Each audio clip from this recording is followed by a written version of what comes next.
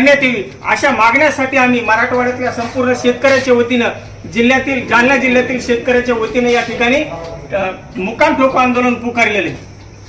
काय भूमिका आता या समोरची असणार आहे, काय इशारा करतात सरकारला? आम्ही इथून असे इशारा देतो की आम्हाला मुख्यमंत्री साहेबांनी प्रेस घेऊन सांगितलं होतं की 17,500 हेक्टरी आम्ही अनुदान देऊ।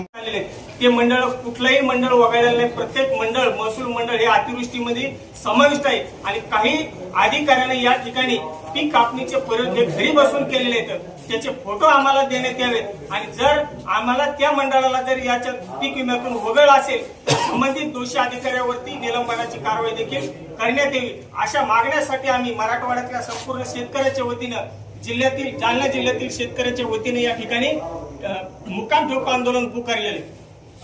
काय भूमिका आता या समोरची असणार आहे, काय इशारा करतात सरकारला? आम्ही इथून असे इशारा देतो की आम्हाला मुख्यमंत्री साहेबांनी प्रेस घेऊन सांगितलं होतं की 17,500 हेक्टरी आम्ही अनुदान देऊ म्हणून, तर आतापर्यंत त्यावर कोणताच अधिकारी बोलत नाही, मुख्यमंत्री बोलत नाही। ते वेळ काढूपणा करून त्यांनी जवळपास 6 महिने लोटले गेलेले आहेत, तरी पण यावर कोणताच निर्णय झालेला नाही। त्यासाठी आज आम्ही इथं मुक्काम ठोको आंदोलन आहे, इथं आम्ही 2-3 दिवस राहायची गरज पडली तरी आम्ही इथंच मुक्काम ठोकणार आहे। यापुढची भूमिका काय आमची इथं यानंतर आम्ही यापेक्षाही तीव्र आंदोलन करणार आहे आणि पूर्ण महाराष्ट्रातून असेल, जिल्ह्यातून असेल, पूर्ण शेतकरी आम्ही एका ठिकाणी जाऊन मोठं आंदोलन इथे करणार आहोत।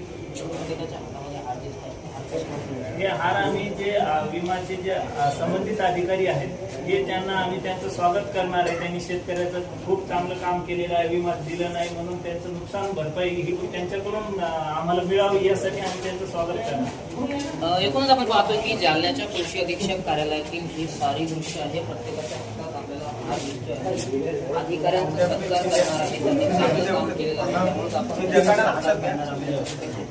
सामने खरं तर जालना जिल्ह्यातील वेगवेगळ्या गावचे शेतकरी